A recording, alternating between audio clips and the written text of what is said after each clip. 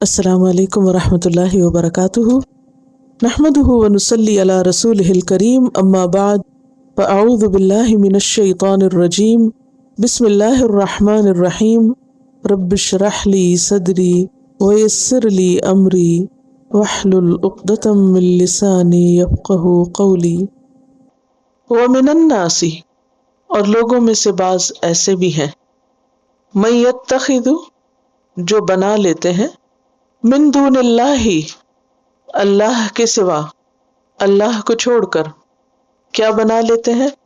اندادن، ہمسر، برابر، ایکولز، یعنی واضح دلائل دیکھنے کے باوجود، اللہ کی قدرت اور اس کے علم اور اس کی حکمت کی نشانیاں دیکھنے کے باوجود وہ اللہ کے ساتھ کچھ دوسری ہستیوں کو اس کے برابر قرار دے دیتے ہیں۔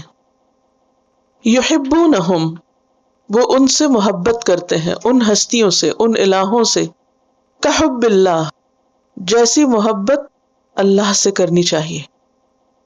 سب سے بڑھ کر انسان کی محبت کا مستحق اللہ ہے، جس کے اس پر بے شمار احسانات ہیں، لیکن انسانوں میں سے کچھ نمک حرام قسم کے، نمک حرام کا معلوم ہے نا معنی، بے وفا قسم کے لوگ ایسے ہیں کہ جو سب کچھ لیتے تو اللہ سے ہیں، فائدہ تو اس سے اٹھاتے ہیں، لیکن جب حق دینے کی باری آتی ہے تو غیر اللہ کی طرف متوجہ ہو جاتے ہیں، ان کی عظمت ان کے دلوں پہ چھا جاتی ہے اور وہ ان سے محبت کرنے لگتے ہیں۔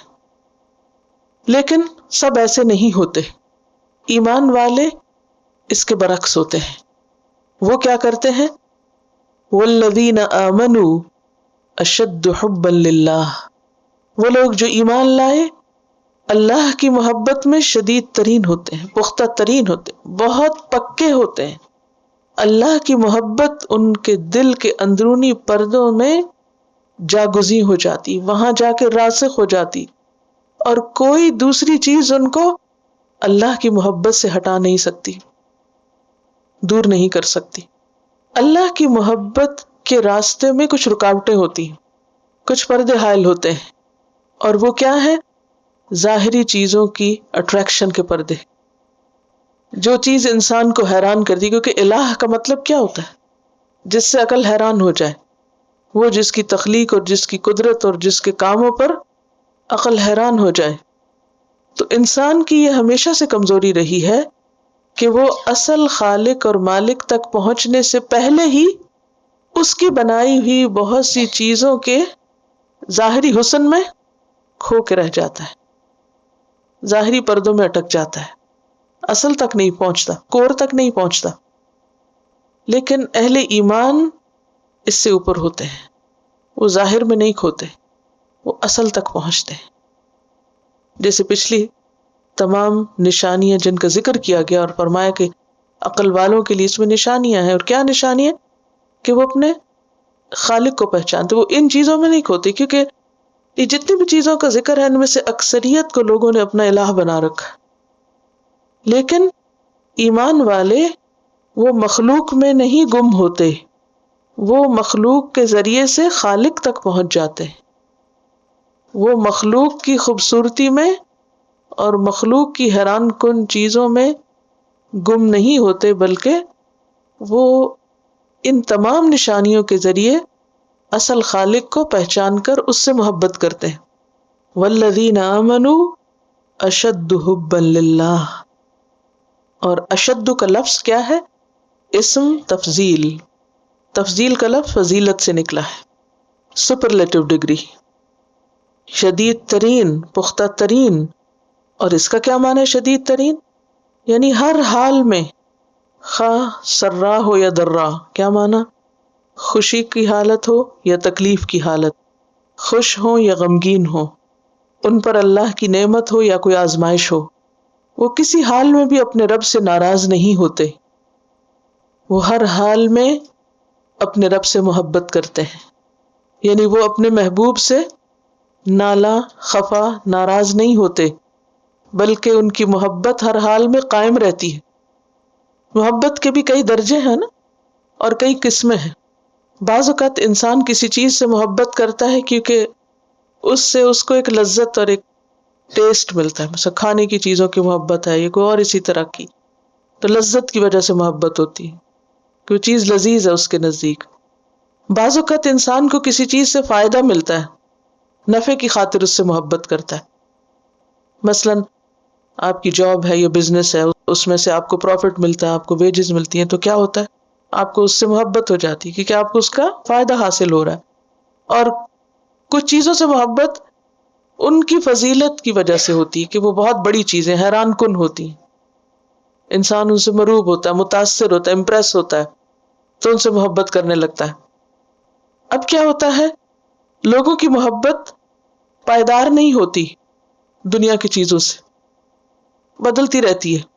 آپ نے یہ نہیں دیکھا ہوگا کہ کوئی کھانا جو بچپن سے آپ کو بہت پسند تھا وہ آج بھی پسند ہو، نہیں نا؟ ایسے ہر کچھ عرصے کے بعد جو انسان کے جسم میں تبدیلیاں آتی ہیں، موسم تبدیل ہوتا ہے، تو وہی کھانا جو سردیوں میں مثلاً آپ کو بہت اچھا لگتا ہے، بعض اوقات گرمیوں میں اچھا نہیں لگتا، تو آپ کو اس کی طلب نہیں رہتی، چاہت نہیں رہتی، ایک طرف کر دیتے ہیں آپ۔ اسی طرح بعض لوگوں کو ایک موسم اچھا لگتا ہے، بعض لوگوں کو دوسرا موسم اچھا لگتا ہے، لیکن جن لوگوں کے دل میں اللہ کی محبت ہوتی ہے وہ ہمیشہ باقی رہتی ہے، وہ بدلتے موسم کے ساتھ بدلتی نہیں، ہر حال میں قائم رہتی ہے۔ یہ نہیں کہ جب دن اچھے ہیں تو اللہ بہت اچھے ہیں، اور جب دن پھرے تکلیف آئی تو اللہ کے خلاف باتیں شروع کر دی، یا ناراضگی کا اظہار یا تنگ دلی کا اظہار، ایسا نہیں کرتے۔ وہ اشد حبا للہ، ان کی محبت ہر حال میں قائم رہتی ہے۔ بعض لوگ بعض چیزوں سے اس لیے محبت کرتے ہیں کہ اس سے فائدہ، مثلا ایک بزنس سے کسی کو محبت ہے جب تک اس میں پروفٹ اچھا ہے، اور اگر پروفٹ کی بجائے لاس ہونا شروع ہو جائے تو کتنے لوگ اسی چیز سے محبت کریں گے؟ نہیں کریں گے، ختم۔ آپ کہیں جاب کر رہے ہیں، بہت اچھا اس کا معاوضہ مل رہا ہے، جاب میں بہت آپ ایفیشینٹ ہے، بہت ہی محنت کر رہے ہیں، لیکن اگر آپ کی سیلری بند کر دی جائے تو کیا ہوگا؟ وہ محبت کہاں جائے گی؟ ختم۔ اسی طرح بعض لوگوں کو بعض انسانوں سے محبت ہوتی ہے، جب تک وہ جوان ہوتے ہیں ان سے محبت کرتے ہیں، مثلا شوہر کو اپنی بیوی سے محبت ہے، جب تک وہ جوان ہے، خوبصورت ہے، اور جب جوانی ختم، خوبصورتی ڈھلک گئی تو محبت بھی ختم، وہ کسی اور کی طرف منتقل ہو گئی۔ دنیا کا حال تو یہ ہے، لیکن اللہ سے محبت، ان میں سے کوئی محبت نہیں ہوتی، وہ ان سب چیزوں سے بڑھ کر ہوتی ہے، کیونکہ اللہ سبحانہ وتعالیٰ کی ذات کو زوال نہیں، اس کی طرف سے ملنے والے نفع جو ہیں انسان کو وہ ہر حال میں ہے، خواہ انسان ان کو پہچانے یا نہ پہچانے۔ تو والذین آمنوا اشد حبا للہ، اور اشد جو ہوتا ہے چونکہ سپرلیٹو ڈگری ہے تو کمپیریزن بھی ہوتا ہے اس میں، تو اس کا ایک معنی یہ بھی بنتا ہے کہ جس طرح کوئی اپنے کسی معبود سے محبت کرتا ہے، ایمان والے اپنے رب سے ان سے بھی بڑھ کے محبت کرتے ہیں۔ کوئی کسی کو کتنا چاہ سکتا ہے، کوئی کسی سے کتنی محبت کر سکتا ہے، اس سب کو نیچے کر دیں اور اللہ کی محبت اس سے بھی اوپر۔ گویا ایمان والوں کی اللہ سے محبت ان کے بچوں، ان کی بیوی، ان کے دوستوں، ان کے بزنس، ان کے مال، ان کی ریاست، ان کے عہدے، ان سب چیزوں سے بڑھ کر ہوتی۔ جس طرح لوگوں نے اپنے بت بنائے ہوئے اور ان سے وہ محبت کرتے ہیں، ایمان والے اللہ کی محبت میں ان سب چیزوں سے بڑھ کر ہوتے، اشد ہوتے۔ تو اشد کا ایک معنی کیا ہوا کہ ہر حال میں، اور دوسرا سب سے بڑھ کر، جتنی کوئی کسی اور سے محبت کرے، ایمان والے سب سے بڑھ کر اللہ سے محبت کرتے۔ ہم سب کو اپنے دلوں کا جائزہ لینا چاہیے، کیا واقعی اللہ کی محبت ہر چیز کی محبت سے بڑھ کر ہے میرے دل میں؟ کہیں وہ موسمی تو نہیں کہ کبھی کسی خاص جگہ پر ہوئے، کسی خاص موقع پر تو بہت شدید محبت ہوئی اور پھر وہ موقع ختم، وہ مجلس ختم تو اللہ کی یاد بھی بھول گئی؟ نہیں، ایسا نہیں ہونا چاہیے۔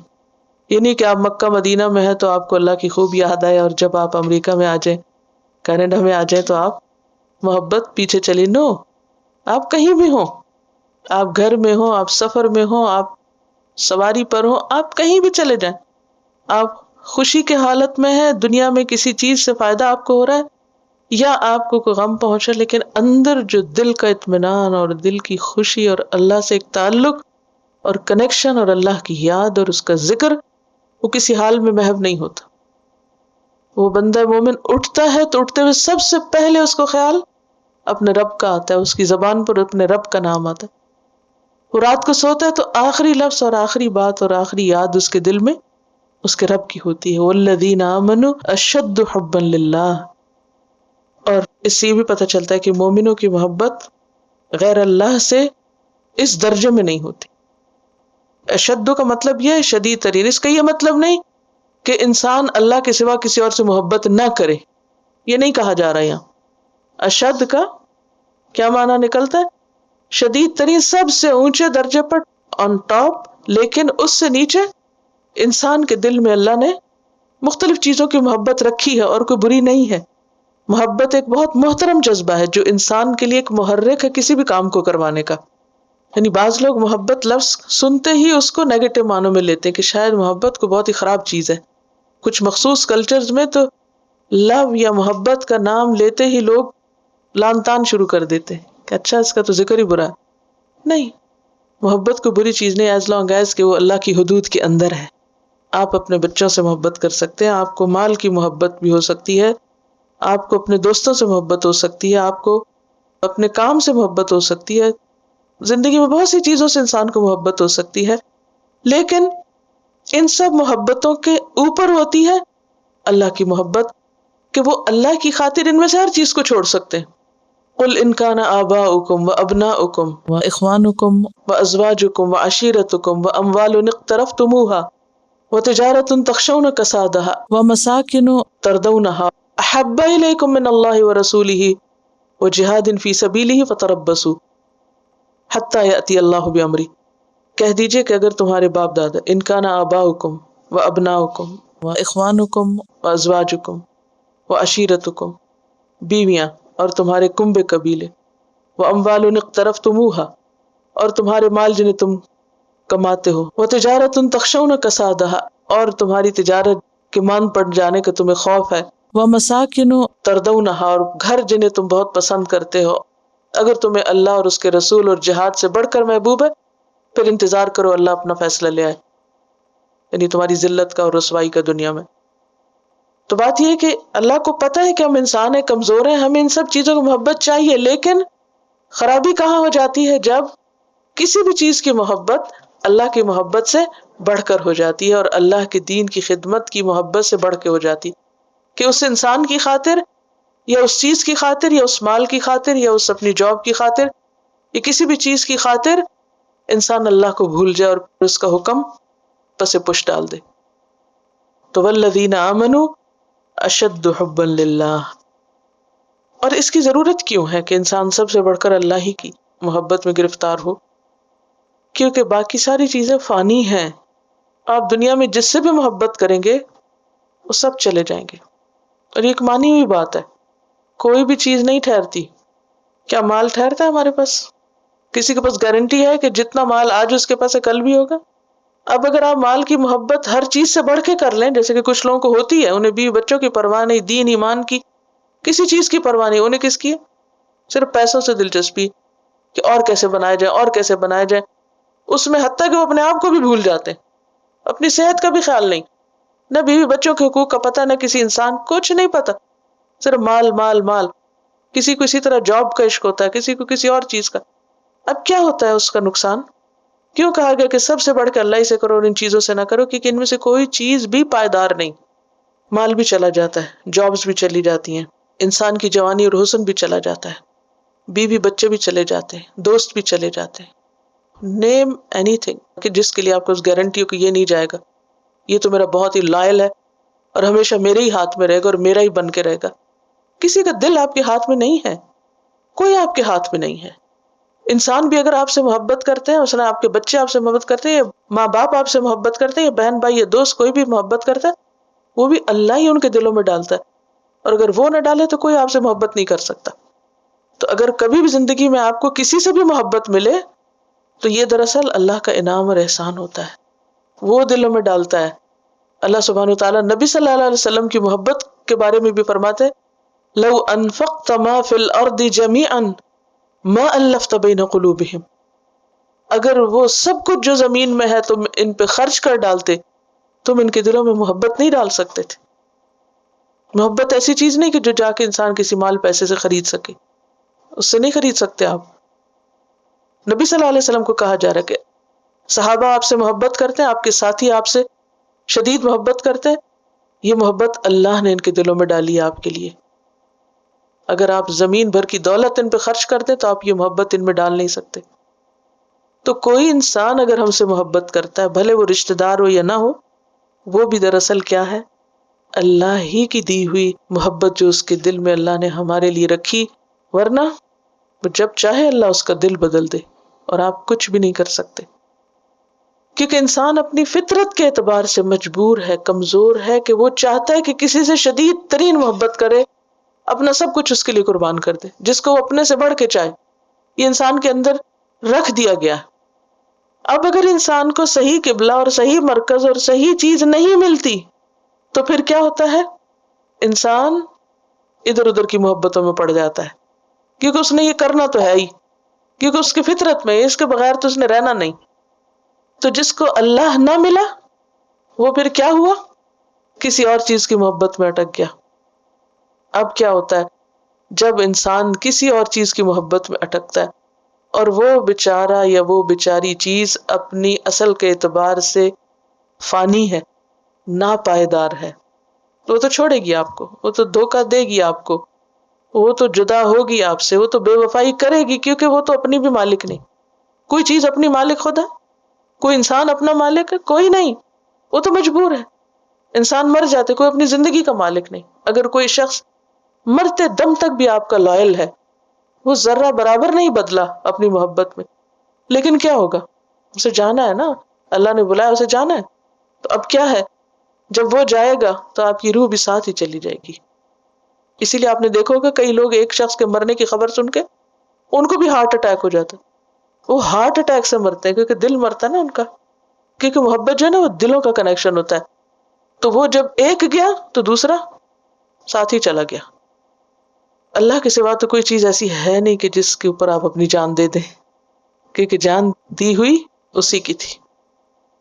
صرف اسی کے نام پہ جان دے سکتے، کسی اور کے لیے نہیں دے سکتے.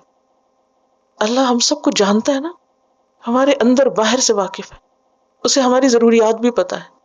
اس کو پتا تھا کہ ہمیں کیا چاہیے، تو اس نے ہمیں کیا سکھایا؟ والذین آمنوا اشد حبا للہ. ظاہر کی چیزوں میں مت کھو، عارضی چیزوں کی محبت میں مت مبتلا ہو، اللہ سے محبت کرو. اور اللہ سے محبت کب ہوتی ہے؟ جب اللہ کی معرفت ہوتی ہے، پہچان ہوتی ہے. جو پیچھے ہم نے سب باتیں پڑھی، اس کی بنائی ہوئی چیزوں میں انسان جب غور و فکر کرتا ہے، اس کی کتاب پڑھتا ہے، تو اللہ سے محبت ہوتی ہے. اور اس طرح وہ خلا، وہ جو ویکیوم ہوتا ہے وہ پورا ہوتا ہے.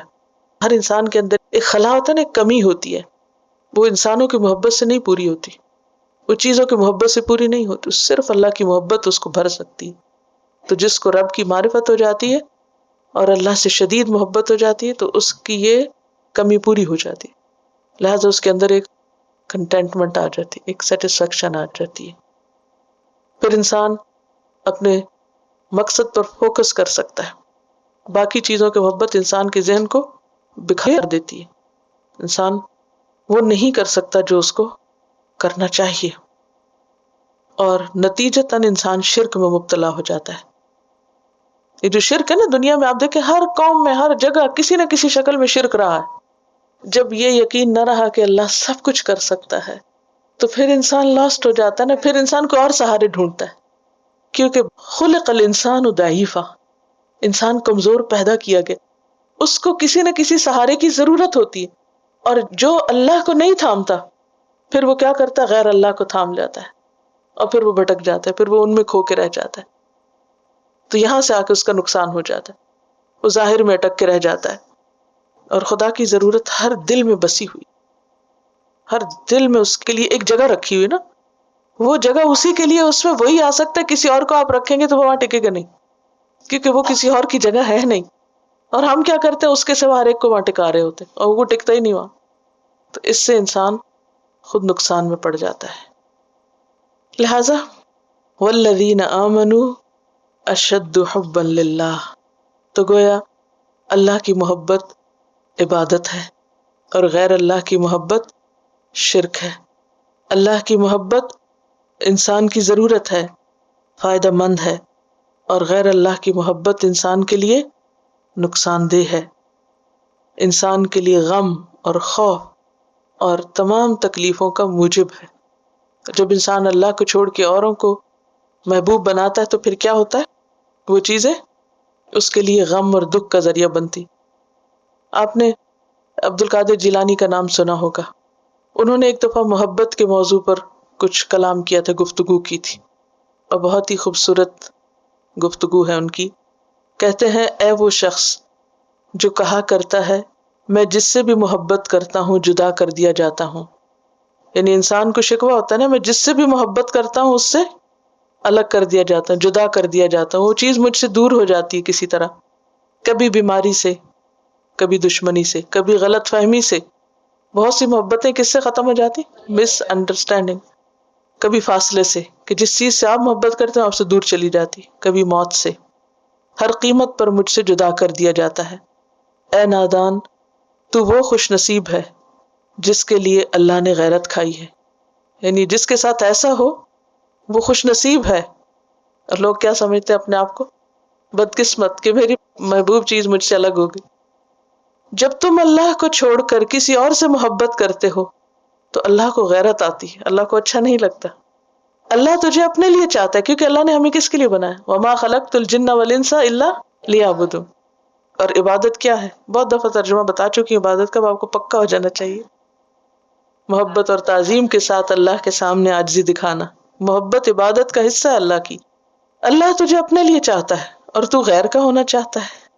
ہوش کر، ایسا ٹوٹا ہوا برتن بن جس میں اللہ کے سوا کچھ نہ ٹھہرے. جیسے چھلنی ہوتی ہے نا، جب تک تو غیر کے پیچھے بھاگے گا، یعنی اللہ کے سوا کسی اور کے پیچھے بھاگتا رہے گا، اللہ تجھے اسی کے ہاتھ سے توڑے گا. اور جب تو اللہ کا ہو جائے گا تو ساری مخلوق کو تیرے قدموں میں لا بٹھائے گا. پھر لوگ تجھ سے محبت کرنے لگیں گے. تجھے تیرے رشتے، تیری محبتیں، تیری آسائشیں، تیری دولت واپس لوٹا دی جائے گی. وہ ساری چیزیں پلٹ آتی ہیں پھر. اور جن سے تو محبت کرتا تھا اور جن کے لیے رویا کرتا تھا اب وہ تیرے لیے روئیں گے، مگر اب تیرا دل ان سے بے نیاز رہے گا. یعنی تیرا دل بے نیاز ہو جائے گا. جب تک تو ان تمام چیزوں کو دور نہ کرے گا یہ سب تجھے تکلیف دیں گی. محبتیں تکلیف دیتی ہیں، چاہے انسانوں کی ہوں یا کسی اور چیز کی. ان کو نکال کر اللہ کی محبت کو لے آؤ. یعنی نکال کر، انہوں نے نکال کا کہا ہے، لیکن میں سمجھتی ہوں کہ ہمیں نکالنے کے لیے نہیں کہا گیا، ہمیں کیا کہا گیا؟ اشد. ان سب کے اوپر اللہ کی محبت کو لے آؤ. باقی محبتوں کو اللہ کی محبت کے تابع کر دو. جب وہ تابع ہوں گی تو وہ اپنے ٹھکانے، اپنی جگہ رہیں گی. اور پھر انسان ٹوٹے گا نہیں، ایسا نہیں ٹوٹے گا کہ جس کے بعد وہ کچھ کرنے کے قابل نہ رہے. کیونکہ بعض اوقات آپ نے دیکھا ہوگا کہ لوگ دماغی توازن کھو دیتے ہیں، پاگل ہو جاتے ہیں، دیوانے ہو جاتے ہیں، ان کو اپنا ہوش نہیں رہتا، اور طرح طرح کی چیزوں کی تکلیف میں مبتلا ہو، کئی طرح کی بیماریاں ہو جاتی. تو خواہ محبت ماں باپ کی ہو یا اولاد کی ہو یا کسی اور چیز کی ہو، انسان کے لیے دکھ اور تکلیف اور غم ہی کا سبب رہتی ہے، جب تک کہ اللہ کی محبت ان سب چیزوں کے اوپر نہ آ جائے. والذین آمنوا اشد حبا للہ ولو یری الذین ظلموا. اور کاش دیکھیں وہ لوگ ظلموا جنہوں نے ظلم کیا. اور یہاں یرا کا مطلب آنکھوں سے دیکھنا نہیں بلکہ سمجھنا مراد ہے، کنسیڈر کرنا. کاش سمجھے وہ لوگ جنہوں نے ظلم کیا. کیا سمجھے؟ اذ یرون العذاب، جب وہ عذاب کو دیکھ لیں گے. یعنی کاش وہ بات جو عذاب کو دیکھ کے سمجھ آئے گی وہ آج سمجھ آ جائے ان کو. اب دیکھیں کہ قیامت کے دن انسان جب اپنے انجام کو دیکھے گا تو ہل جائے گا، اور اس وقت وہ فوراً ریئلائز کرے گا کہ میں نے غلط کیا. کیونکہ جتنی بھی قوموں پہ عذاب آیا، عذاب کے وقت انہوں نے کیا کہا؟ انا کننا ظالمین، ہم ہی ظالم تھے. تو یہاں پر بھی فرمایا جا رہا ہے کہ کاش وہ لوگ جنہوں نے ظلم یعنی شرک کیا اللہ سے بڑھ کر اور چیزوں کو چاہتے رہے، جب اپنے انجام کو دیکھیں گے تو اس وقت جو حقیقت ان کو سمجھ آئے گی، کاش وہ آج سمجھ آئے۔ کیا حقیقت؟ ان القوت للہ جمیعا، کہ بے شک قوت، اختیار، غلبہ سارے کا سارا اللہ کے پاس ہے، اللہ ہی سب سے بڑا ہے۔ تو جب وہ سب سے بڑا ہے تو پھر سب سے بڑی محبت بھی اسی کے لیے ہونی چاہیے، بڑی بڑی قربانیاں بھی اسی کے لیے ہونی چاہیے، سب سے محبوب ترین چیز بھی اسی کے لیے ہونی چاہیے، کیونکہ وہ سب سے بڑا ہے، ساری قوت طاقت اس کے پاس ہے۔ انسان اللہ کو چھوڑ کے غیر اللہ کے پاس کیوں مانگنے جاتا ہے، اس سے کیوں فریادیں کرتا ہے، اس سے کیوں کچھ چاہتا ہے؟ کیونکہ وہ سمجھتا ہے یہ میرا کچھ کرے گا، لیکن حقیقت یہ کہ اس کے پاس کوئی طاقت نہیں ہے، کوئی اختیار نہیں۔ لیکن دنیا میں لوگوں کو یہ بات سمجھ نہیں آتی، قیامت کے دن آئے گی اور وہاں سمجھنے کا پھر کیا فائدہ۔ وَأَنَّ اللَّهَ شَدِيدُ الْعَذَابِ، اور بے شک اللہ سخت سزا دینے والا بھی ہے، کیونکہ سب کچھ اسی نے دیا، اور اس سے سب کچھ لے کر ہم اپنا سب کچھ کسی غیر کو دے دیں تو یہ اس کو پسند نہیں، یہ بہت بڑا ظلم ہے، حق تلفی ہے۔ لہذا قیامت کے دن ایسے لوگ سخت سزا کے مستحق ٹھہریں گے۔ وہ سخت سزائیں کیا ہیں؟ ان یستغیثوا بماء، اگر وہ پانی مانگیں گے، کیونکہ آپ دیکھیں کہ ذرا گرمی ہوتی ہے تو کیا جی چاہتا ہے انسان کا، کچھ پیے، تو پانی مانگیں گے۔ یغاثوا بماء کالمہل یشوی الوجوہ بئس الشراب، تو ان کو پگھلے ہوئے تانبے کی طرح یا زخموں کا دھویا ہوا دھون وہ پینے کو دیا جائے گا۔ یہ ہے شدید العذاب۔ یشوی الوجوہ، جو منہ بھون ڈالے گا، کبھی گرم چائے پیے تھوڑی سی زبان جل جاتی، تو وہ جہنم میں جو پانی پینے کو دیا جائے گا وہ صرف زبان نہیں، پورا منہ بھون ڈالے گا۔ اور حلق کے اندر جائے گا تو کیا ہوگا؟ سورۃ محمد میں آتا ہے وَسُقُوا مَاءً حَمِيمًا، ابلتا پانی پلائے جائیں گے، فَقَطَّعَ أَمْعَاءَهُمْ، جو ان کی آنتیں کاٹ کے باہر نکال دے گا، پیٹ گل جائے گا اندر سے، اتنا شدید۔ اور نہ صرف یہ کہ اندر، بلکہ جہنم کی آگ ان کی باہر کی کھالیں بھی جلا رہی ہوگی، ایسے کہ کلما نضجت جلودہم بدلناہم جلودا غیرہا لیذوقوا العذاب۔ کیا مطلب ہے کہ جب ان کی کھال پک جائے گی، یعنی جو ہی آگ لگے گی تو کھال پک جائے گی۔ آپ نے دیکھا ہوگا کبھی مرغ روسٹ کرتے ہوئے یا اسکن جب گلتی ہے تو کیا ہوتا ہے، اوپر کا حصہ جو ہی وہ گلے گا، حالانکہ وہ سخت ہوتا ہے، گلے گا، اللہ تعالیٰ کیا کریں گے؟ بدلناہم جلودا، پھر اسکن چینج کر دی جائے گی، پھر اسکن کئی ہزار دفعہ دن میں چینج ہوگی۔ کیوں؟ لیذوقوا العذاب، تاکہ عذاب کا مزہ چکھ سکیں۔ اسی طرح جب کھانے کو کچھ مانگیں گے تو ان شجرۃ الزقوم طعام الاثیم، زقوم کا درخت مجرموں کا کھانا ہوگا۔ تو اس سے کیا پتہ چلتا ہے کہ دنیا میں اللہ سے بے وفائی کرنا، کسی کو اللہ کے برابر قرار دینا اور کسی کو اللہ سے بڑھ کے چاہنا، یہ کوئی معمولی جرائم نہیں ہے، یہ بہت بڑے جرم ہیں۔ اور اللہ کے سوا کسی اور پہ بھروسہ کرنا، یہ کسی سے کچھ مانگنا، یہ کسی اور کے لیے یہ سمجھنا کہ یہ میری بگڑی بنا سکتا ہے، تو یہ سب شرک کی قسمیں، ان سے باز آنا چاہیے۔ اور عمومی طور پر لوگ عام انسانوں کی محبت کے علاوہ جن چیزوں کی محبت میں مبتلا رہے ہیں وہ کیا ہے؟ یا تو انہوں نے پتھروں کے بت بنا لیے، اور وہ بھی کیا تھے؟ نوح علیہ السلام کے زمانے میں یہ شرک شروع ہوا تھا، اور نوح علیہ السلام سے پہلے جو نیک لوگ آتے رہے، جو لوگوں کو ہدایت کا پیغام دیتے رہے، جب وہ مر گئے تو اس کے بعد لوگوں نے ان کی تصویریں بنا لی، ان کو دیکھ کے ہمیں خدا یاد آتا تھا تو اب ان کی شکل دیکھ کے ہمیں یاد آئے گا، اور پھر ایک آدھ جنریشن کے جانے کے بعد وہ یہ تو بھول گئے کہ ان کو دیکھ کے خدا یاد آتا، وہ خدا تو بالکل بھول گیا، باقی کیا ہو گیا؟ بس وہ شکلیں رہ گئیں اور وہ بت رہ گئے، یعوق، یغوث، نصر وغیرہ جن کا قرآن میں ذکر آتا ہے، نیک لوگ تھے جن کی شکلوں پہ پھر بعد میں بت بنا لیے گئے تھے۔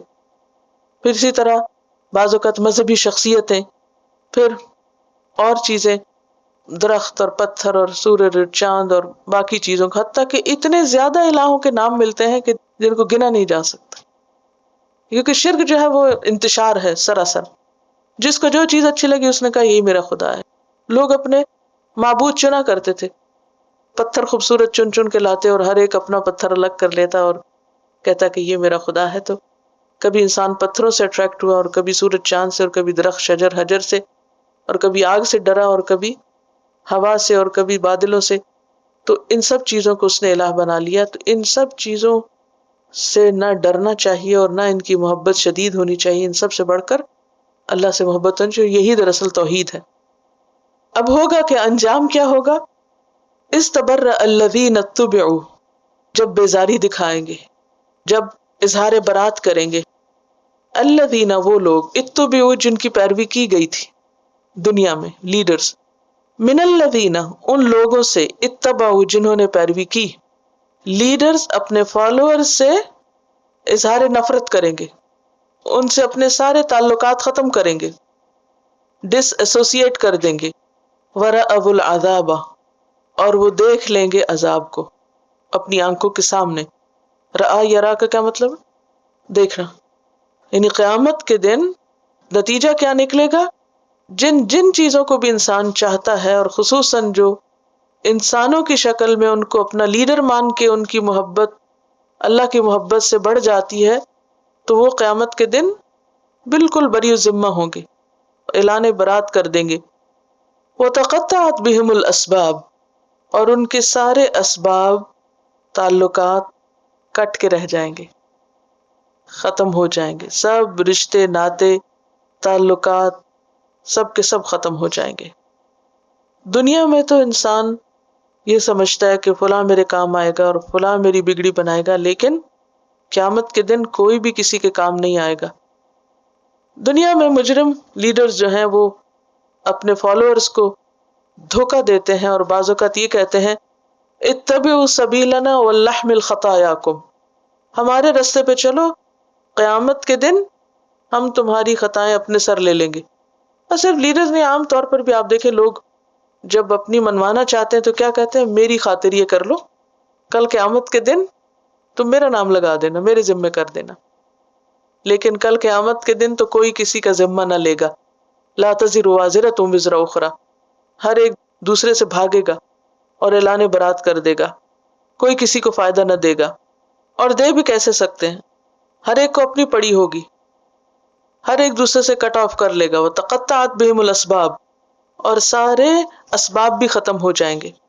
سبب کہتے ہیں نا کسی مقصد کو حاصل کرنے کے لیے ذریعہ اور مینز، سارے مینز بھی کٹ جائیں گے، کوئی کسی تک پہنچ بھی نہیں سکے گا، اور اگر کوئی چاہے کہ فائدہ پہنچے تو وہ بھی نہیں ہو سکے گا. وقال الذین اتبعوا، اور کہیں گے وہ لوگ جنہوں نے پیروی کی ہوگی، کیونکہ انسان جس سے محبت کرتا ہے نا پھر اس کے پیچھے جاتا ہے، پیروی کرتا ہے، اس کی اسی طرح کے کام کرتا ہے.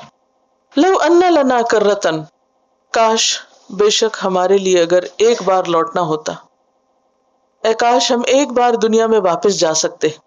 فنتبرأ منہم، تو ہم بھی ان سے بیزاری کرتے، ہم بھی ان سے اپنا تعلق ختم کرتے. کما تبرؤوا منا، جس طرح انہوں نے آج ہم سے اعلان بیزاری کیا، جس طرح یہ آج ہمیں چھوڑ رہے ہیں، جس طرح انہوں نے آج ہم سے بے وفائی کی ہے. اے کاش ایک دفعہ ہمیں موقع ملے، ہم دنیا میں واپس جائیں اور ہم بھی ان سے ایسا ہی سلوک کریں. سورۃ العنکبوت آیت 25 میں آتا ہے ثم یوم القیامت یکفر بعضکم ببعض ویلعن بعضکم بعضا.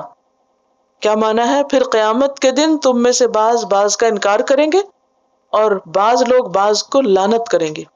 وہاں کوئی کسی کو نہیں پوچھے گا. کذالک یریہم اللہ اعمالہم حسرات علیہم، اسی طرح اللہ ان کو ان کے اعمال حسرتیں بنا کے دکھائے گا. وہ اپنے کیے کے اوپر نادم ہوں گے، پشیمان ہوں گے، افسوس کریں گے، غمگین ہوں گے، پریشان ہوں گے، لیکن کچھ فائدہ نہیں. وما ہم بخارجین من النار، اور نہ ہوں گے وہ آگ سے نکلنے والے. ایک دفعہ جب وہ اس میں داخل ہو گئے تو پھر وہ باہر نہ آ سکیں گے. اب چونکہ انسان جس سے محبت کرتا ہے اور جس کو اپنا بڑا مانتا ہے، وہ اس کے لیے سب کچھ کرنے کو تیار ہو جاتا ہے، ہر طرح کی قربانی کرتا ہے. لہذا اہل عرب، جہاں یہ قرآن مجید شروع میں نازل ہوا، ان کے ہاں کیا تھا کہ لوگ اللہ کے ساتھ بتوں کو، پتھر کے اور دیگر بتوں کو معبود قرار دیتے تھے. نبی صلی اللہ علیہ وسلم سے ان کی دشمنی کس بنا پر تھی کہ اجعل الآلہۃ الہ واحدہ، کہ سارے الہوں کا بس ایک ہی الہ بنا دیا، ہمیں اور بھی بہت سے پیارے. اور پھر انسان کو جب کسی سے محبت ہوتی ہے اس کے لیے قربانی کرنا چاہتا ہے، تو اسے کچھ دینا چاہتا ہے. اسی لیے آپ نے دیکھا ہوگا ویلنٹائن پہ کتنے مہنگے پھول بکے ہیں. تو یہ محبت کا اظہار انسان اپنی پیاری چیز کو محبوب کے لیے خرچ کر کے یا قربان کر کے کرنا چاہتا ہے. تو وہ کیا کرتے تھے اس وقت؟ ویلنٹائن تو تھی نہیں، خیر ان کے ہاں مشکل کیا تھی کہ جانور ہی تھے ان کا مال سب کچھ، تو وہ بتوں کے نام پر اپنے جانور قربان کرتے تھے اور ان کے طرح طرح کے نام رکھے ہوئے تھے، اور وہ کہتے تھے ہمیں اللہ نے اس کا حکم دیا ہے. تو اب یہاں اس کے بعد، یعنی اس اللہ سے محبت کے ذکر کے بعد، اب اہل عرب کی کچھ ایسی چیزوں پر یا ایسے طریقوں پر تنقید کی جائے گی کہ جو انہوں نے اپنا دین بنا رکھے تھے. کیونکہ دین کیا ہے؟ زندگی گزارنے کا طریقہ. اگر آپ اللہ کی مرضی کے مطابق گزاریں تو وہ بھی آپ کا دین ہے، اور اگر آپ اپنی خواہشات پہ چل رہے ہیں تو وہ آپ کا دین ہے، یا پھر آپ فالو کسی انسان کو کر رہے ہیں تو وہ دین ہے. تو یہاں پر تمام انسانوں کو خطاب کر کے اب کچھ باتیں سمجھائی جا رہی ہیں کہ تم اللہ کے بندے ہو، لہٰذا اللہ کے کہنے پہ چلو. فرمایا یا ایھا الناس، اے لوگو، کلوا مما فی الارض حلالا طیبا، کھاؤ اس میں سے جو زمین میں ہے حلال اور پاکیزہ. تمام بنو آدم کو خطاب ہے، صرف مسلمانوں کو نہیں، سب کے سب کو، کیونکہ سب اللہ کی مخلوق ہے، اللہ نے ان کو پیدا کیا. کلو، کھاؤ، حکم دیا جا رہا ہے کھاؤ. کھانا جو ہے یہ بعض اوقات واجب ہوتا ہے، یعنی فرض ہوتا ہے. کب؟ جب نہ کھانے سے انسان بیمار پڑے یا پھر ہلاک ہونے کا اندیشہ ہو. کبھی یہ مستحب ہوتا ہے. مستحب کا کیا مطلب ہے؟ پسندیدہ. اور کبھی مباح ہوتا ہے. یہ اللہ کی رحمت ہے کہ اس نے اپنے بندوں کو پیدا کیا، اور اس کی رحمت کا نتیجہ کیا ہے کہ وہ کیا چاہتا ہے کہ اس کے بندے اس کی دی ہوئی نعمتوں سے فائدہ اٹھائیں. کیونکہ بعض ادیان کیا سکھاتے ہیں کہ خود کو نعمتوں سے دور رکھو، تو دین اسلام کیا کہتا ہے؟ یہ ساری نعمتیں اللہ نے پیدا کی ہیں، اللہ کی نعمتوں سے فائدہ اٹھاؤ. اے لوگو، کھاؤ پیو. کیا کھاؤ؟ مما فی الارض، اس میں سے جو زمین میں ہے. یعنی زمین کو تمہارے لیے تمہاری غذا کا ذریعہ بھی بنایا، چاہے وہ زمین اگائے یا اس کو کھود کے اس میں سے نکالا جائے. تو جو بھی نعمتیں زمین میں رکھی ہیں یہ مراد ہے.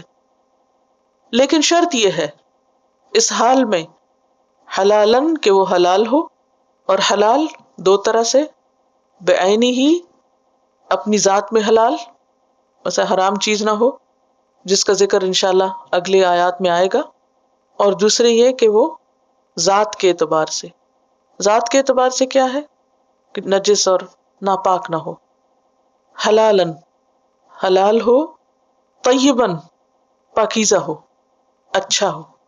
اور طیب میں عمدہ چیز بھی آتی ہے، لذیذ بھی آتی. تو حلال کمائی کے اعتبار سے بھی، اور حلال اس چیز کی حقیقت کے اعتبار سے بھی. وَلَا تَتَّبِعُوا خُطُوَاتِ الشَّيْطَانِ، اور شیطان کے قدموں کی پیروی نہ کرو، شیطان کے پیچھے نہ چلو. کیونکہ شیطان کے پیچھے چلنے سے نقصان کیا ہوگا؟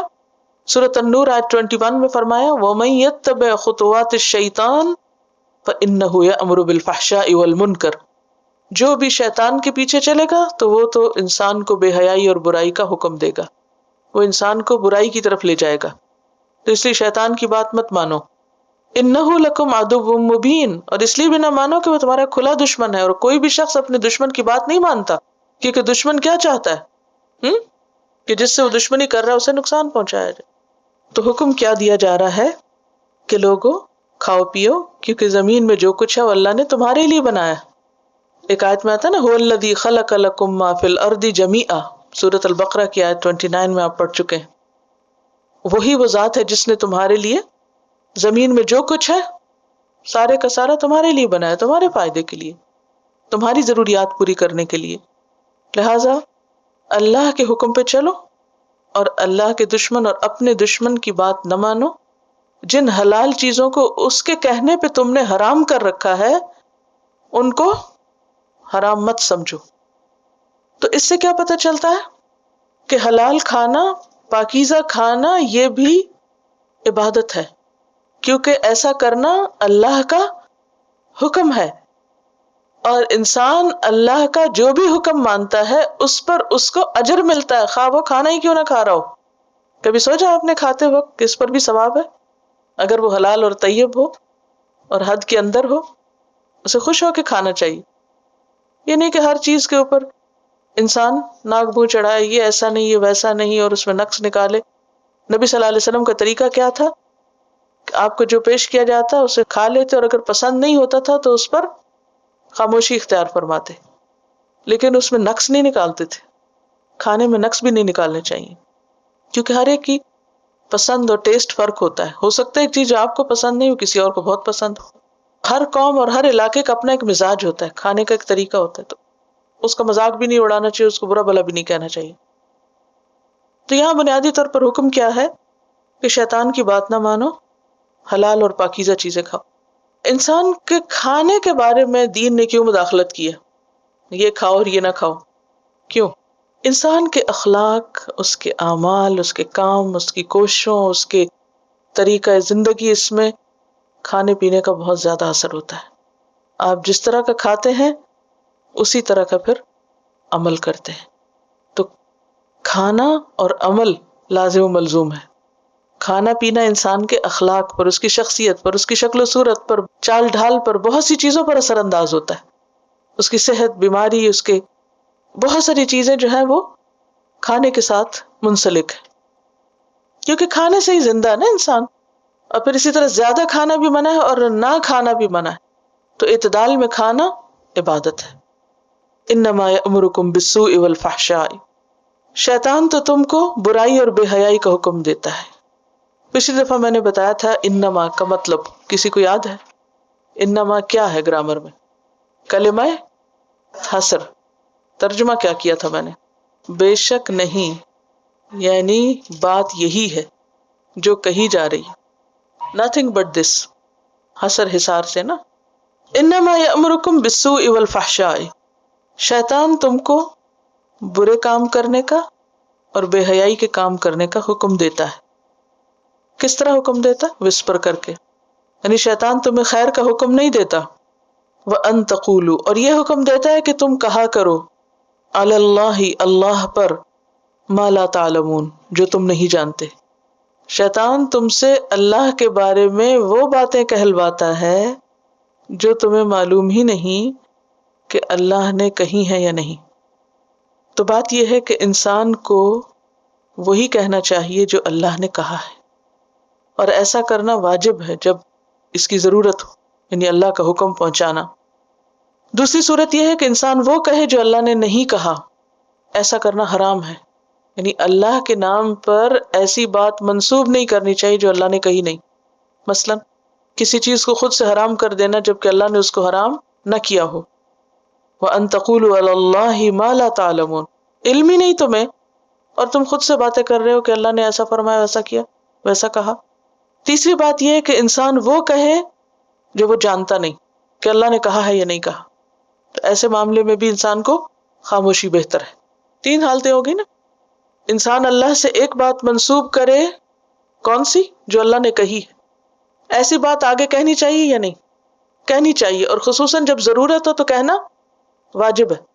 دوسری صورت، انسان وہ بات کہے جو اللہ نے نہیں کہی اور اللہ کے نام لگا کے کہے، اور اسے پتہ ہے کہ اللہ نے نہیں کہی، ایسا کرنا کیا؟ حرام ہے۔ تیسری صورت کیا؟ کہ انسان کو شک ہے، پتہ نہیں اللہ نے کہی ہے یا نہیں، تو ایسی صورت میں کیا کرنا چاہیے؟ خاموش رہنا چاہیے۔ مشرکین کی عادت تھی، سورۃ الاعراف 28 میں آتا ہے وَإِذَا فَعَلُوا فَاحِشَةً قَالُوا وَجَدْنَا عَلَيْهَا آبَاءَنَا، جب وہ کوئی بے حیائی کا کام کرتے ہیں تو دلیل کیا دیتے ہیں کہ ہمارے باپ دادا ایسا کرتے تھے، وَاللَّهُ أَمَرَنَا بِهَا، اور اللہ نے ہمیں اس کا حکم دیا، حالانکہ اللہ نے تو کہیں بے حیائی کا حکم نہیں دیا۔ قُلْ إِنَّ اللَّهَ لَا يَأْمُرُ بِالْفَحْشَاءِ، کہہ دیجئے کہ اللہ کسی بے حیائی کا حکم نہیں دیتا۔ أَتَقُولُونَ عَلَى اللَّهِ مَا لَا تَعْلَمُونَ، جو تم جانتے نہیں، یعنی جو اس نے کہی نہیں۔ سورۃ النحل میں آتا ہے 116 ان الذین یفترون علی اللہ الکذب لا یفلحون، بے شک وہ لوگ جو اللہ پہ جھوٹ گھڑتے ہیں وہ کبھی فلاح نہیں پا سکتے۔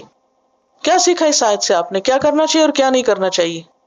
سب سے پہلی بات یہ کہ شیطان کی بات نہیں ماننی چاہیے، کیونکہ شیطان برائی اور بے حیائی کا حکم دیتا ہے۔ دوسری بات یہ کہ بغیر علم کے باتیں نہیں کرنی چاہیے. اللہ کے ریفرنس سے صرف وہ بات کرنی چاہیے جو یقینی طور پر آپ کو معلوم ہو کہ اللہ نے فرمائی. کیونکہ کچھ لوگ کیا کرتے ہیں، یہ قرآن میں لکھا ہے، حالانکہ قرآن میں کہیں نہیں ہوتا، صرف دھونس جمانے کے لیے، لوگوں پر اپنا روب جتانے کے لیے کہ ہم اب قرآن پڑھتے ہیں تو معلوم نہیں کتنے علامہ ہو گئے، لہٰذا ہر محفل میں اور ہر جگہ بے سوچے سمجھے قرآن کو کوٹ کرتے رہتے ہیں، حالانکہ قرآن میں وہ بات ہوتی کوئی نہیں. ایسا کرنا بہت بڑا جرم ہے، کبیرہ گناہ ہے. کیا کیا کبیرہ گناہ ہے؟ میں کیوں اس پہ سٹریس کر رہی ہوں، کیوں آپ سے پوچھوا رہی ہوں کہ ایسا نہ کیا جائے، یہ بہت بڑا جرم ہے. اگر آپ کو یقین ہے، واقعی پتہ اللہ نے کہا ہے، تو آپ آگے کہیے، اور خصوصاً اگر ضرورت ہے تو ضرور کہیے، خواہ جان ہی کیوں نہ جائے. کئی لوگوں کو حق کے کہنے میں جان بھی دینی پڑی تھی. نمبر 2، شک ہے، پتہ نہیں کہا ہے کہ نہیں، پھر کیا کرنا چاہیے؟ چپ رہنا چاہیے. نمبر 3، پتہ ہے کہ کہا ہی نہیں، تو پھر بالکل خاموش رہنا چاہیے، کیونکہ ایسا کریں گے تو حرام ہو. سورۃ الاعراف 33 میں فرمایا انما حرم ربی الفواحش ما ظہر منها وما بطن، اور اس کے علاوہ بہت سی چیزوں کا ذکر کر کے آگے فرمایا وَأَن تَقُولُوا عَلَى اللَّهِ مَا لَا تَعْلَمُونَ. اللہ نے اس کو بھی حرام قرار دیا ہے کہ تم اللہ کے بارے میں وہ کہو جو اس نے نہیں کہا. کیونکہ دور جاہلیت میں انہوں نے اپنی مرضی سے چیزوں کو حرام کر لیا تھا اور کہا یہ اللہ نے کہا ہے ہم کو کہ یہ اور یہ چیز حرام ہے. حالانکہ حرام کا اختیار تو اللہ نے اپنے نبی کو بھی نہیں دیا کہ جس چیز کو اللہ نے حلال کیا وہ پیغمبر بھی اپنی مرضی سے حرام کر دیں. ایسا نہیں کیا جا سکتا، ایسا کرنا جرم ہے. سورۃ النحل 116 میں آتا ہے وَلَا تَقُولُوا لِمَا تَصِفُ أَلْسِنَتُكُمُ الْكَذِبَ هَذَا حَلَالٌ وَهَذَا حَرَامٌ، اور نہ تم کہو جو تمہاری زبانیں گھڑتی ہیں، کیا؟ جھوٹ میں سے، کہ یہ حلال ہے اور یہ حرام. تو حلال اور حرام کا معاملہ سمپل نہیں ہے. کسی انسان کو یہ اختیار نہیں کہ اپنی مرضی سے فتوے دینا شروع کر دے. کچھ لوگوں کی عادت ہوتی ہے بات بات پہ لفظ حرام بولتے ہیں، حرام حرام حرام حرام. اللہ کے بندو رک جاؤ، سوچ سمجھ کے بولو. ایسا کرنا اگر ناحق ہوا تو وہ حرام ہے، جو تم کر رہے وہ حرام ہے کہ نہ حرام کو تم حرام قرار دو. اور اسی طرح حرام چیزوں کو حلال بھی نہیں کہہ سکتے. جو چیز پتہ ہے کہ حرام ہے تو اس کو حرام ہی کہنا چاہیے. تو یہ بہت احتیاط کا معاملہ ہے، اور شیطان اس راستے سے انسان کو ورغلاتا ہے. وَإِذَا قِيلَ لَهُمْ، اور جب ان سے کہا جاتا ہے اتبعوا، پیروی کرو. حلال حرام کے معاملے میں کیا کرنا چاہیے؟ پیروی کرنی چاہیے. کس کی؟ ما انزل اللہ، اس کی جو اللہ نے اتارا. قالو، تو جواب میں کیا کہتے؟ بل، رادر، بلکہ، نتبع ما الفینا علیہ آباءنا، ہم تو پیروی کریں گے اس چیز کی جس پر ہم نے اپنے باپ دادا کو پایا. ہم اپنے باپ دادا کی پیروی کریں گے. اولو کان آباؤہم لا یعقلون شیئا ولا یہتدون، کیا پھر بھی وہ اپنے باپ دادا کی پیروی کریں گے اگرچہ ان کے باپ دادا نہ عقل رکھتے ہوں اور نہ ہدایت پر ہوں. گویا باپ دادا کی پیروی تو منع نہیں، لیکن کیا منع ہے؟ اس صورت میں پیروی منع ہے جب ان کے پاس علم نہ ہو اور عقل نہ ہو، ان کی بات میں کوئی لاجک نہ ہو، کوئی ریزننگ نہ ہو، نمبر 1. اور نمبر 2، ان کو ہدایت یا دین کا کوئی علم نہ ہو، پھر ان کی پیروی نہیں کرنی چاہیے. جہاں ماں باپ کی اطاعت لازم ہے ہم پر، ماں باپ کی بات ماننی چاہیے، نہیں، بڑوں کی بات ماننی چاہیے نا. لیکن کب نہیں ماننی چاہیے؟ جب ان کی بات اللہ کے حکم کے خلاف ہو، لا یہتدون، ان کے پاس دین کا کوئی علم نہ ہو اور وہ غلط بات کہہ رہے ہوں تو نہیں ماننی چاہیے. نمبر 2، جب ان کی بات میں کوئی لاجک نہ ہو، بے عقلی کی بات کر رہے ہوں. مثلاً اگر ماں باپ بچے کو کہیں کہ جاؤ تم آگ میں کود جاؤ، تو وہ یہ کہہ کے نہیں کود سکتا کہ میرے ماں باپ نے کہا ہے. کیوں؟ کس کے خلاف ہے؟ یہ عقل کے خلاف ہے. ایک مرتبہ نبی صلی اللہ علیہ وسلم کے کچھ صحابہ جو تھے وہ کسی ایکسپیڈیشن پہ تھے، تو ان کا جو لیڈر تھا اس نے ان کو کہا کہ آگ میں کود جاؤ، تو وہ نہیں کودے. لیڈر کی بات ماننا، سمع و اطاعت ضروری ہے. اسلام میں حکم کیا ہے؟ اپنے سینئر کی، اپنے کمانڈر کی، اپنے لیڈر کی بات مانو، خواہ تمہاری مرضی کے خلاف ہو. لیکن کب نہ مانو؟ جب وہ اللہ کے حکم کے خلاف. تو جب وہ واپس آئے انہوں نے بتایا تو آپ نے کہا اگر تم اس کی بات مان لیتے تو تم سب آگ میں جاتے. وہ بھیجنے والا بھی اور کودنے والے بھی غلط چیز پر. تو ایسا حکم نہیں ماننا چاہیے، نہ ماں باپ کا نہ کسی لیڈر کا، کہ جو اللہ کے حکم کے خلاف ہو، یا پھر آپ کو اللہ کا حکم تو نہیں پتا مگر اس بات میں کوئی ریزن ہی نہیں، لاجک ہی نہیں، کوئی عقل کی بات نہیں. کیونکہ بعض اوقات ماں باپ ہوتے ہوئے، بڑے ہوتے ہوئے بالکل کم عقلی کی بات کرتے ہیں. یعنی بڑے ہونے کا، لیڈر ہونے کا، یا ماں باپ یا استاد یا کوئی بھی بزرگ یا شیخ یا عالم ہونے کا یہ مطلب نہیں کہ پھر آپ آنکھیں بند کر کے اندھی تقلید شروع کر دیں اور ان کی ایسی باتیں بھی ماننے شروع کر دیں جن کے پیچھے کوئی عقل کی بات نہیں. کیونکہ بعض اوقات ایسا ہوتا ہے نا کہ ماں باپ زیادہ پڑھے لکھے نہیں ہوتے یا ان کو بہت سمجھ نہیں ہوتی، تو وہ اپنی ناسمجھی کی بنیاد پر اپنی اولاد کو ایسے کاموں کی طرف دھکیلتے ہیں کہ جس میں نقصان ہو سکتا ہے. تو ایسی صورت میں یہ تو نہیں کہ بدتمیزی کی جائے، لیکن ماں باپ کو دلیل سے سمجھایا جائے. ٹھیک ہے نا؟ تو اس سے آپ کو یہ بھی پتہ چل جائے گا کہ اطاعت کی حدود کیا ہے. اصل میں قرآن کی ایک ایک آیت کے اندر سمندر چھپا ہوتا ہے، اور آپ کا وقت اتنا کم ہے کہ ساری باتیں ہو نہیں سکتی. بہرحال عقل جو ہوتی ہے دو طرح کی ہوتی ہے، ایک عقل رشد اور ایک عقل ادراک. بعض ماں باپ یا بڑے آبا، کیونکہ ماں باپ کا میں بار بار لفظ اس لیے لے رہی ہوں کہ آبا کا ذکر اللہ نے خود کیا. بعض آبا جو ہوتے ہیں وہ دنیا کے معاملے میں بڑے سمجھدار ہوتے ہیں، کہاں سے پیسے کمانے، کہاں خرچ کرنے سے بڑی سمجھ ہوتی ہے ان کو، لیکن دین کے معاملے میں بالکل نل کورے، کچھ پتہ نہیں. اب اگر اولاد دین کی طرف آتی ہے تو وہ کیا کرتے ہیں؟ اس کو روکتے ہیں.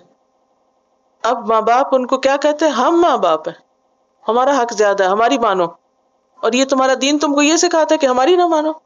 تو ایسے میں بچے کنفیوز ہو جاتے ہیں اب کس کی مانے اور کس کی نہ مانے. اگر ماں باپ کی نہیں مانیں گے تو ناراض ہوں گے، تو اللہ تعالیٰ کہیں ناراض نہ ہو جائے.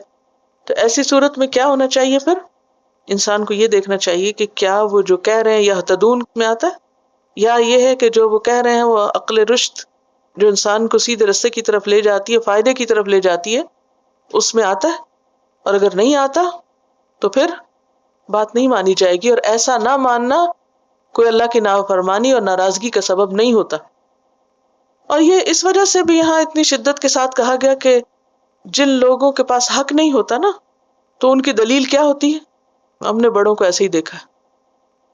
ابراہیم علیہ السلام نے جب بتوں کو توڑا تھا اور روکتے تھے قوم کو، تو ان کو جب سمجھایا کہ دیکھو یہ بولتے نہیں، سنتے نہیں، کچھ کرتے نہیں، تو وہ کیا کہتے تھے؟ چپ، کوئی جواب نہیں. عقل سمجھ آنے لگتی لیکن کہتے نو نو، ہمارے باپ دادا ایسے کرتے تھے لہٰذا ہم ایسے کریں. یہ کوئی دلیل نہیں ہے کہ ہم نے بڑوں کو یہ کرتے ہوئے پایا. اور ویسے اگر دیکھا جائے تو دنیا کے معاملات میں ہم کتنا بڑوں کے طریقے پہ چل رہے ہیں. کیا ہم وہی پہنتے ہیں جو ہمارے بڑے پہنتے تھے؟ وہی کھاتے ہیں جو ہمارے بڑے کھاتے تھے؟ وہی کچھ پکاتے ہیں؟ وہی پڑھ رہے ہیں جو ہمارے بڑوں نے پڑھا؟ ہم اسی طرح کے گھروں میں رہتے ہیں جس میں بڑے رہتے تھے، ان حویلیوں میں اور انہی گھروں میں؟ کس معاملے میں بڑوں کی پیروی ہے؟ کسی بھی چیز میں نہیں، سوائے ایک بالکل illogical جس میں کوئی ریزن نہیں ہے، اس میں آ کے دین کے معاملے میں زیرو، نل، کوئی عقل سے کام نہیں لینا. اسی کے بارے میں اللہ تعالیٰ فرماتے وَمَثَلُ الَّذِينَ كَفَرُوا، اور مثال ان لوگوں کی جنہوں نے کفر کیا، كَمَثَلِ الَّذِي، مانند مثال اس شخص کے ہے، يَنْعِقُ، جو پکارتا ہے. نعوق کہتے ہیں بکریوں کو چیخ چلا کے گلا پھاڑ کے پکارنا، جیسے رائی کرتا ہے، چرواہا کرتا ہے نا. چرواہے کو جب بکری دور چلی جائے، کبھی آپ نے سنا ہو یا دیکھا ہو ایسا منظر؟ کبھی دیکھا ہے گاؤں وغیرہ میں جب جانور چرائے جا رہے ہوتے ہیں تو جو چرواہا ہے وہ کیسی آوازیں نکالتا ہے؟ چلیے وہ تو نہیں دیکھا تو آپ نے دیکھا کہ بعض اوقات گھر میں بھی جو پیٹس ہوتے ہیں ان کو بلانے کے لیے مخصوص قسم کی آوازیں نکالی جاتی. تو ینعقو کا لفظی معنی ہوتا ہے چرواہے کا گلا پھاڑ کے اپنی بکریوں کو پکارنا، جمع کرنا. فرمایا کہ جو لوگ کفر کرتے ہیں، بات نہیں مانتے، وہ اس طرح ہے جیسے ایک چرواہا. وہ چرواہا کیا کرتا ہے؟ ینعقو، اس کو پکارتا ہے، بما لا یسمع، جو سنتے نہیں، یعنی بکریوں کو، الا دعاء و نداء، مگر وہ بکریاں کیا سنتی ہیں؟ ایک پکار اور ایک آواز. بس ان کو یہ پتا چلتا ہے کہ ہمارا مالک ہم کو پکار رہا ہے، اور وہ بس ایک آواز سن رہے ہوتے ہیں. اس سے زیادہ انہیں نہیں پتا ہوتا وہ کیوں پکار رہا ہے. وہ پکار رہا ہے تو پکڑ کے ہم کو ذبح کرنے لے جائے گا، یا پھر وہ مزید کچھ کھلائے گا، یا گھر واپس لے جائے گا، یا بیچ دے گا. بکریوں کو پتا ہوتا ہے مالک کیوں پکار رہا ہے. وہ تو کھلانے کے لیے پکارے تب بھی آ جاتی، وہ ذبح کرنے کو پکارے تب بھی آ جاتی، کیونکہ ان کو عقل کوئی نہیں، سمجھ کوئی نہیں. وہ بیچنے کے لیے پکارے تب بھی آ جاتی. پھر فرمایا سمن بکمن عمیون، ڈیف ہیں، ڈم ہیں، بلائنڈ ہیں، بہرے ہیں، گنگے ہیں، اندھے ہیں. نہ کان استعمال کرتے، نہ زبان استعمال کرتے، اور نہ آنکھیں استعمال کرتے. فہم لا یعقلون، پس وہ عقل سے کام ہی نہیں لیتے، کچھ بھی نہیں سمجھتے. یعنی دلیل کی زبان نہیں سمجھتے، دلیل نظر نہیں آتی، اللہ کی نشانیاں نظر نہیں آتی، عقل اور بصیرت سے کام نہیں لیتے، اندھے بہرے بن کر ماں باپ کی تقلید پر اڑے ہوئے ہیں. تو ایسے لوگ جانور ہیں یا جانوروں سے بھی بدتر ہیں. کون لوگ جانوروں سے بدتر ہیں؟ جو عقل سے کام نہیں لیتے، جو ہدایت پہ نہیں چلتے، جو تعصب سے بھرے ہوئے ہیں، جو سوچ سمجھ سے کام نہیں لیتے. وآخر دعوانا ان الحمد للہ رب العالمین. سبحانک اللہم و بحمدک، نشہد ان لا الہ الا انت، نستغفرک و نتوب الیک. والسلام علیکم ورحمۃ اللہ وبرکاتہ.